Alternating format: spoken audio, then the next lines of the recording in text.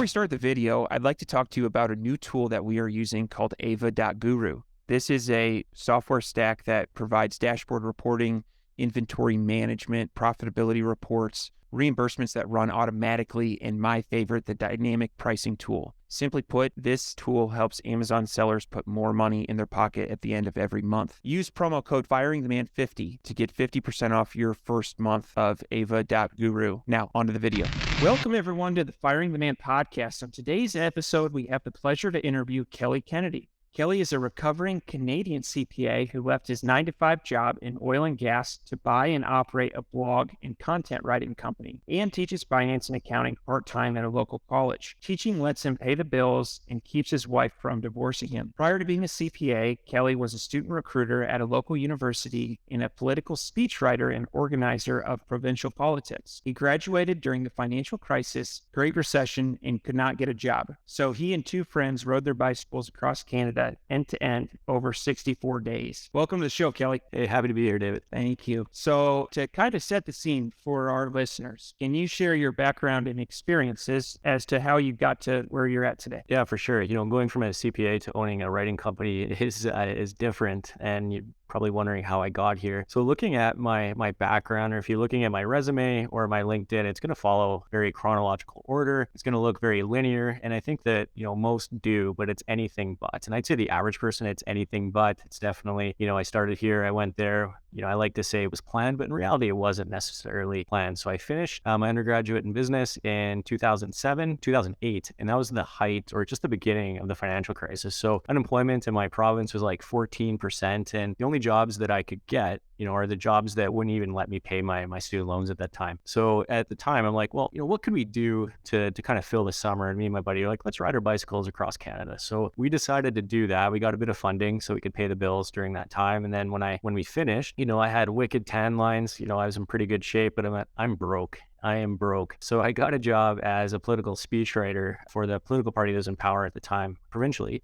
And it was definitely an entry-level job, but a lot of cool stories from that. So if you ever hear a politician, especially in Canada, politics is way different in the States than in Canada. But generally, if you hear a politician giving a speech that's super boring, generally there was a 24-year-old writing it, 22-year-old. And then I did that for about 2 years and did some time at the university I attended, where I'd go into high schools and try to get students to come into the university I attended, try to be motivational, cool job. But I think I left there making like $45,000 a year, like just not enough. I wasn't getting ahead. So I looked at everybody around me. I'm like, well, what do people around me that I want to be like, in 5 to 10 years, what do they have that I don't to get where they are? And I'm like, well, they have more education. So I did the traditional route. I'm like, hey, I'll go get an MBA. I got into the school I wanted, a Canadian school, and MBAs in Canada are just as expensive as they are in the US. So I left a job at $45,000 a year, took out an MBA loan of $80,000 times. I got my undergraduate loans with that as well. So I went and did that. I finished. And after all the excitement of finally being done, all the graduation pictures, I'm like, holy crap, I am in debt. I am in so much debt. $119,000 to be exact. And I'm like, I need a job, a good job right now. So I was able to get into oil and gas, thankfully. But what I realized when I'm in my cubicle, and I know Kathleen in your last episode talked about this too, is that with all that debt, even though the job was great, I was indentured. Like I was stuck there. If I lost my job, I was in serious financial trouble. So I'm like,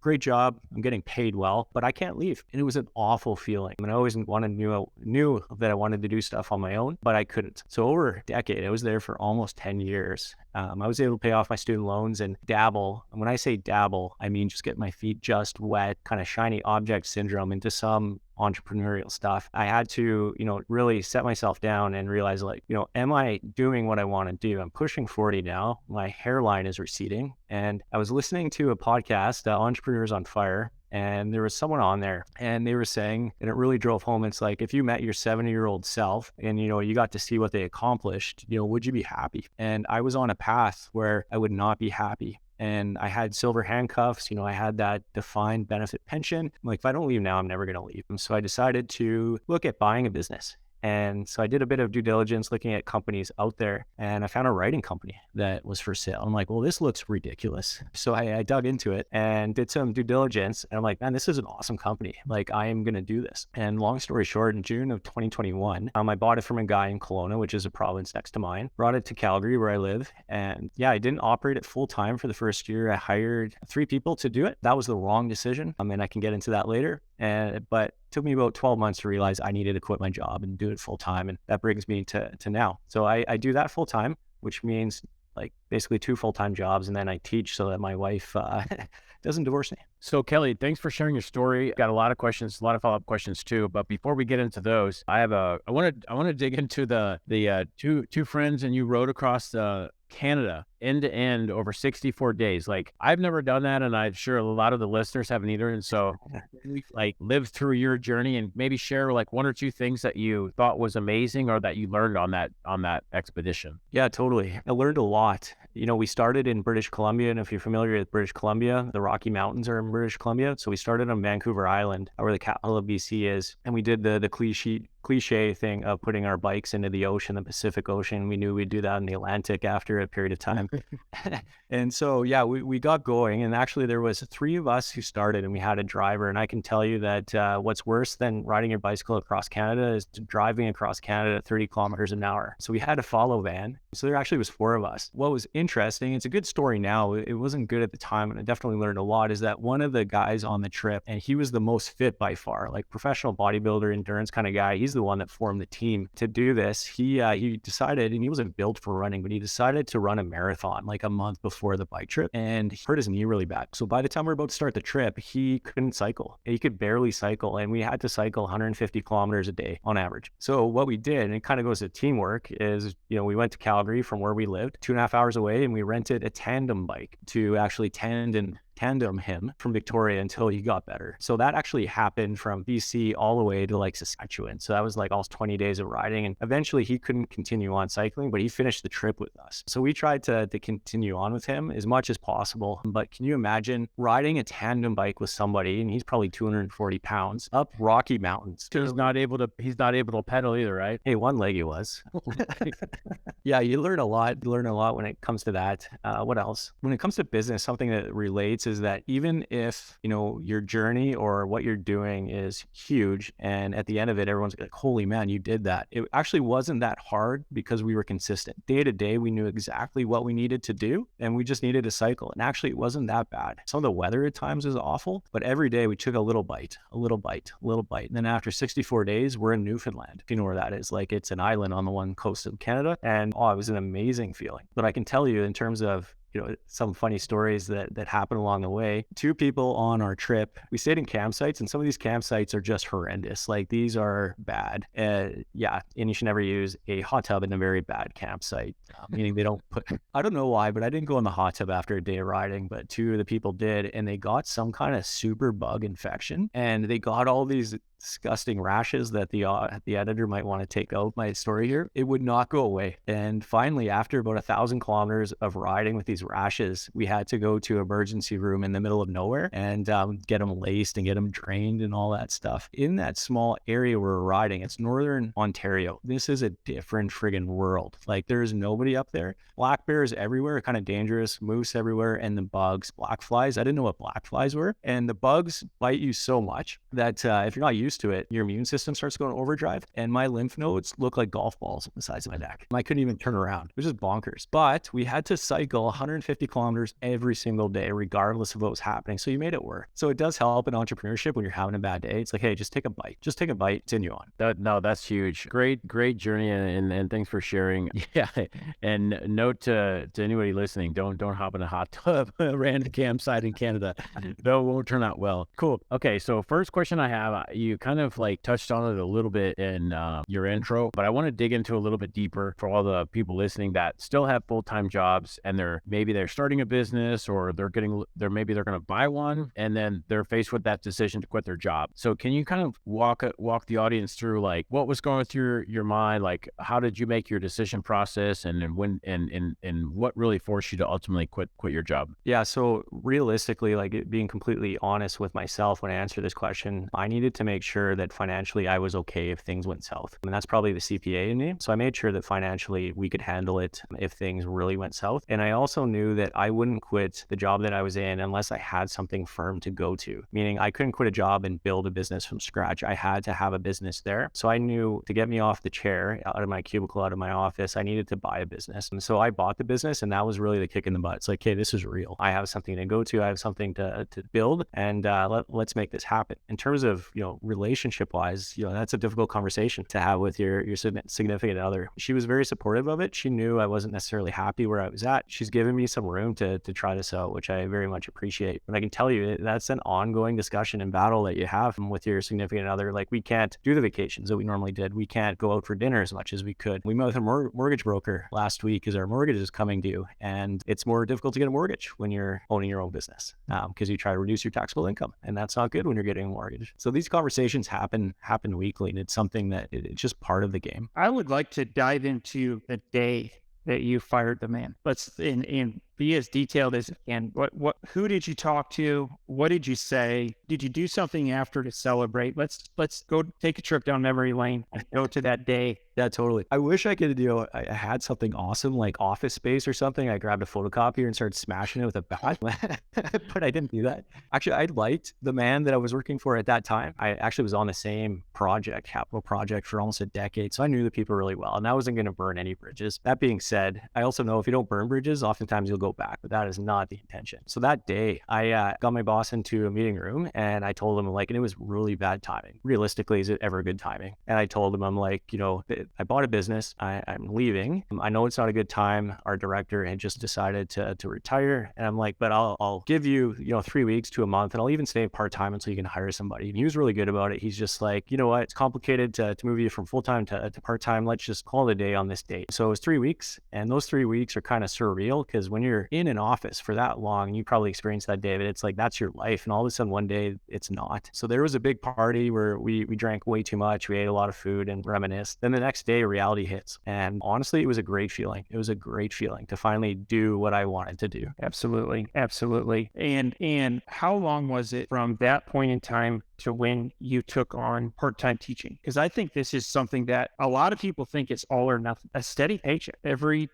so often is nice, especially when the entrepreneurial roller coaster is not every 2 weeks. And so can you talk about that decision? Yeah. So before I was, considering leaving, or before I put the line in the sand, okay, I'm leaving my job 100% for the business, I knew I needed something in the background just in case. And you're right. Like, you can always have something that is kind of guaranteed, just a small amount on the side that really helps and also keeps your family members happy. So I saw at a school that I attended like many years ago, they were looking for an accounting instructor, and I applied, and it's adjunct. So meaning it's contract, the pay is horrendous, but it is probably one of the coolest experiences you can imagine teaching. You got students that pay a lot of money to learn from you. You can tell some good stories, and if they walk away learning something, it's a neat experience. But you're right. Every 2 weeks I get a paycheck. It is much, much less than I used to get, but it's consistent. In terms of stress level, it helps a lot when you're an entrepreneur, when you can count on even just a little bit. Yeah, absolutely. And so I wanted to dig into, this is a question that I often get asked a lot myself. How long was it since you quit your position as CPA in oil and gas, and then till now? Has it been, how many years has it been? Oh, it's been 10 months. 10 months. Okay. So in those 10 months, have you ever felt like regret or any like second thoughts, or has it been, roses and chocolate, or can you share a little bit? Or motherhood and apple pie, like we like to say up here. So in terms of regret, I can honestly say I haven't had a part of regret. I have had more situations than I can count where I'm like, Jesus, what have I got myself into in terms of the business, but not, hey, am I doing the right thing? So I think I'm very fortunate that way. If I have regret, it'd be very difficult to continue on, have that consistency. But yeah, I've learned so much in the last 10 months and since I bought the business that they don't teach you in school. Entrepreneurship is definitely a sport that you learn by practicing and failing multiple times. And you're only going to win when you keep getting back up. Most people don't. So I just need to, when something bad happens, and it happens every week, I put down a sheet of paper and I do my gratitude list. And when I read all that, like, I have it pretty good. I have a wife, I have a house, I can pay my bills, I eat the food that I want, probably probably too much, and I'm doing what I want. And sometimes you just need to remind yourself of that. Absolutely. And one thing that I really like what you said is that you're failing every week. And that's something that we're feeling that too as we run our businesses. There's mistakes every week. And I think that one thing that holds people back from firing the man is the what if game. What if something doesn't work out? Well, guess what? I can tell you with 100% certainty, something will not work out. And it's that attitude of, this is a feedback loop. I'm here to learn and I'm here to get better. I think that's absolutely the attitude you have to have, or you'll get burned out really fast. And so I think that's good for our listeners to hear. Ken and I try to be as open about this on podcasts as we can, that it is not all passive income. In fact, none of it is. We work for all of it. I hate that word. I hate the word passive income because at least I haven't found it. We're working for every dollar we make. And so I really like that position. So on this topic, what has been the costliest mistake that you've made? I made a few, and I'm not embarrassed by them because I have gone to a place, thankfully, where I know it's almost like, me going to a university or post-secondary and paying for these lessons, you know what I mean? But I'm going to give you two, if that's okay. The first one is, and I think this is a valuable lesson for anybody that's listening that is considering buying a business, is sometimes you're so excited to buy a business that you get kind of caught up in it, and you're not willing to walk away if the deal isn't what you need it to be. Not necessarily what you want, but what you need it to be. Realistically, I overpaid for my company. Did I overpay a lot? Absolutely not. But as an accountant, I do have a degree of regrets. I'm like, I probably didn't need to pay that. Do I think about it every day? No, but that is a costly mistake that I made initially. The second mistake that I made, and this is fundamental, I think, to buying a business, is that no one is going to work in your business as hard as you. And if you're not willing to work hard in your business, your staff aren't. Your staff are going to look at you and how hard you're working, and they're only going to work like 60 to 80% of the effort that you're going to put in. They don't have as much skin in the game. You can have the best people in the world. So when I had 2 full-time people running my company, great people, but I was only doing 10 to 15 hours a week, and I wasn't leading them as much as I needed to. I had my normal job. So long story short, our sales dropped by like 50% in 12 months from when I bought the company. So that was awful. And that actually, probably should have added that my answer earlier, that, what really got you off your seats. And that was part of it. It's like, I had to save it. I needed to get in there and really dig in. And then my third thing that a very expensive lesson is, when you have to hire, don't hire the closest person to you. Actually go out and hire people. Don't hire friends, don't hire family, because they're very difficult to manage. And I made that mistake. I hired a friend of mine and full-time, basically took all my margin away. Unfortunately, just wasn't a good fit. Yeah, those are all, like David mentioned earlier, like mistakes, and sharing those, it's super valuable for us as entrepreneurs, everybody listening, to know that, entrepreneurs make mistakes every week. Every day, every week, every year, we're always going to make mistakes, but something you said earlier, it's just like a little bit at a time. And so it's a long game. It's a long journey. And if you're learning from those mistakes, then you're getting ahead. And so you're kind of falling forward, is what we like to call it. Thanks for sharing those. Next question that I have for you is, so now you own a small business full-time, so part-time teaching, owning the business and working in that full-time. How has that impacted your personal life? Positive, negative? In terms of like my relationship with my wife, it actually hasn't impacted it negatively. We have to have more conversations about the finances, because before, we just put all our money in one account and we didn't have trouble paying our bills. That's different now. I manage every single dollar coming in and coming out, business and personal, and you have to, just to make things work. In terms of relationship wise, in terms of like my network, really good people, but I'm an accountant. I worked in oil and gas, and my professional network is still doing that. So I was doing something that was completely foreign to them. So I find myself, and I tried not to do it, but I almost feel like I have to justify to my old network that I'm doing the right thing. Again, I try not to do that as much, because it's almost like admitting that you made the wrong mistake, but it's interesting how your personal relationships do change, because I identified as an accountant for a really long time, and David, you might have experienced that too, and all of a sudden one day you're an entrepreneur, and all of a sudden people are like, what's going on? Like, are you okay? Absolutely. I can relate to that. And you want to talk about a profession that attracts people that tend to be risk averse. It's the accounting profession.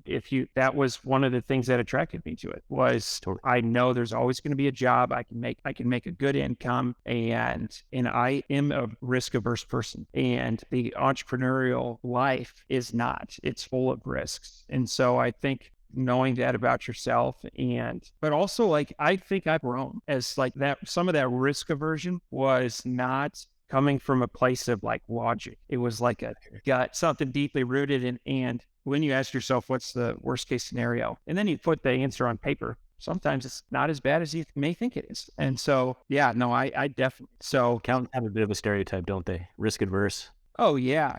Yeah. Pocket protectors. Their brain is organized into rows and columns like Excel, an Excel sheet. I mean, it's definitely a personality type. And I think that you definitely bring in some advantages into running a business. But I think you also need to be conscious of like where your shortcomings are. And on, like speaking for myself, that was risk. And so I am sure that there are people listening to this, whether they're an accountant or not, that are probably sitting in your shoes 10 months ago, where they're like, I want to leave. I want to leave so bad. I'm not happy. I would regret staying in this job until I'm 70. What advice did you give to them or to your younger self on kind of navigating this tricky process? Maybe I'll echo the thing that you just said, is that if you actually look at the risks and the risk ranges of what could potentially happen if you make that leap. And the reality is it's not going to be near as bad as you think. And the reality is people know from interviewing people that are on their deathbed, like the number one regret is not taking those chances. So you need to ask yourself, like, are you doing the things that you want to do? And is that going to make you happy long term? That being said, I know I'm privileged from a standpoint where I don't have a family in terms of kids, responsibilities like that, which make the decision a little bit more difficult. That being said, that doesn't mean that it's not impossible. That doesn't mean you can't plan your way to do that. You can be very structured, you can be very logical and rational and risk adverse and still do it. You just have those frank conversations with mentors, people around you, but most importantly, probably your significant other and those people that,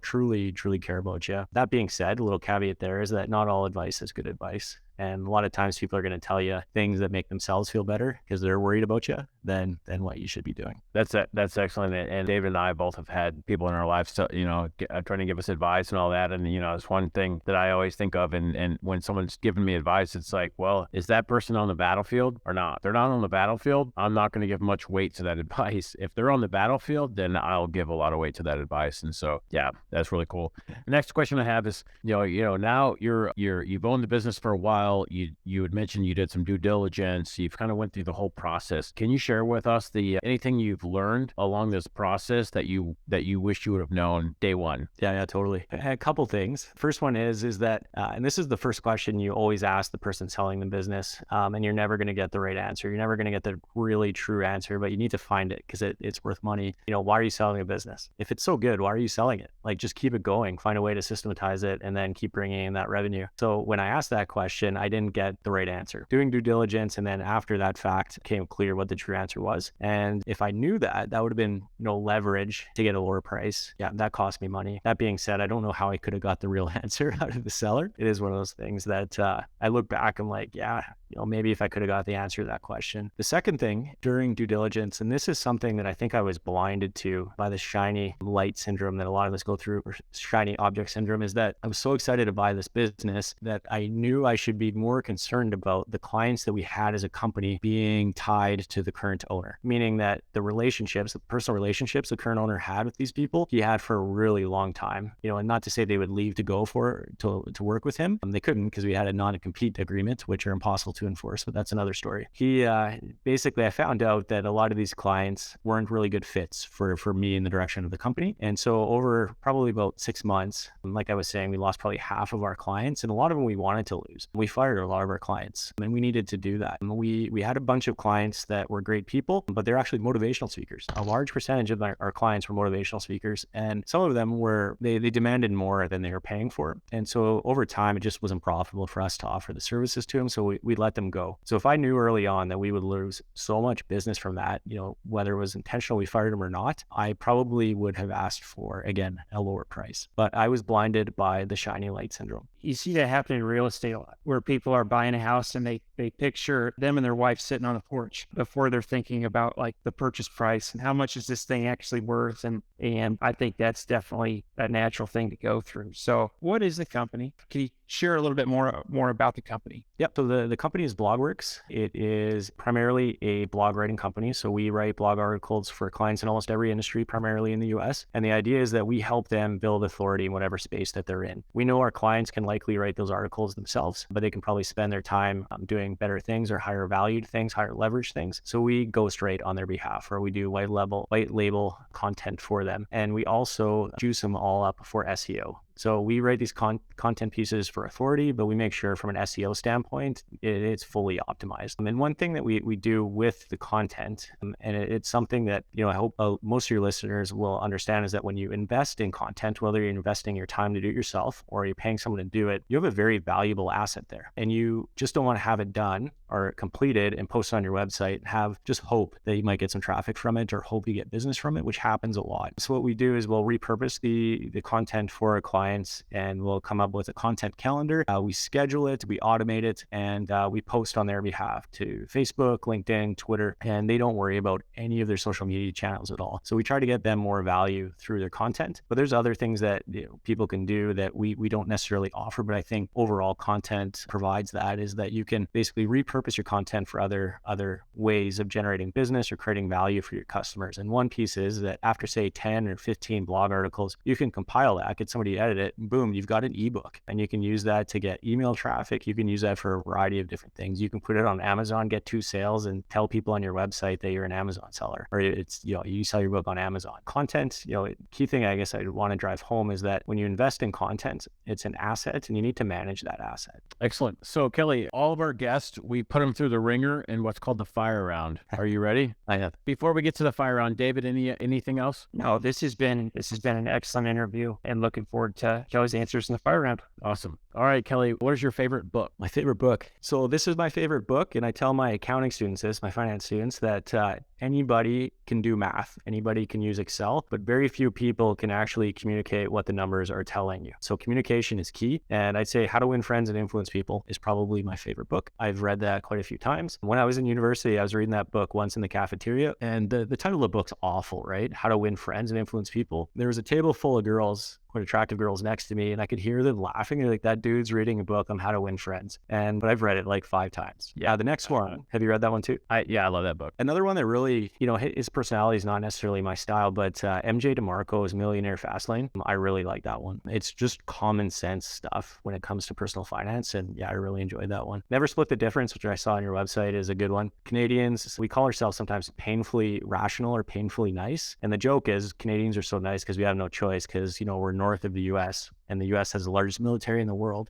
But Never Split the Difference really helped me in that I found myself, and this might be the CPA in me as well, is that when you're negotiating, I would negotiate with myself beforehand. So I would try to find the middle ground before negotiating. And so I would actually start my negotiations at the middle ground, which I thought was rational. And of course, I got just killed anytime I was negotiating. So that book really told me to anchor and never to basically back down, never split the difference. And actually I ended up in litigation, which is another story in another business I was in. And that book helped me a lot. That's all great books, Next one, what are your hobbies? You probably assume cycling, but cycling is actually not my hobby anymore. What are my hobbies? Probably honestly just going to the gym. As I'm getting older now, I'm getting a dad bod. I'm not even a dad, so I need to address my dad bod. So I go to the gym. Honestly, my hobby is my work now, which is BlogWorks, and I love it. I'm excited when I get up in the morning. I might be still groggy and I need my coffee, but I am excited when I get up in the morning. So that's awesome. Love the energy. What is one thing that you do not miss about working for the man? Spending all that money on business clothes that you didn't want to wear, not comfortable in the first place. I remember for 5 years there, really tight suits were in, man, those were awful. But yeah, probably buying all those clothes that afterwards you're not gonna have to wear. I got a closet full of clothes, Dave. You probably have the same things. What am I gonna do with all these clothes? Yeah, weddings and funerals, and yeah, that's it. That's awesome. A shout out to anybody listening. If you're driving when you get home, do this, but go to our YouTube channel, Firing the Man, and then look up our Unmissed series. David's got a bit on there about neckties.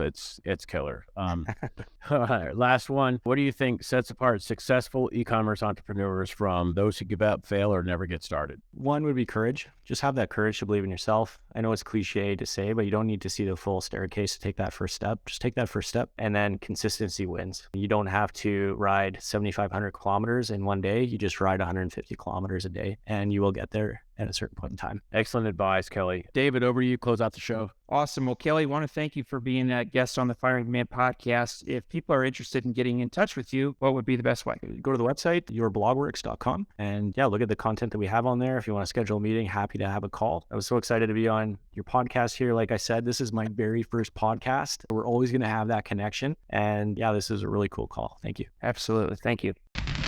Real quick before you go, thanks for watching the video. And if you found value in this video in any way, please hit that like button and the subscribe button, and stay tuned for new videos. If you have ideas or suggestions for future videos, put them in the comments below. David and I will pop in there and we'll make some more content. Appreciate it.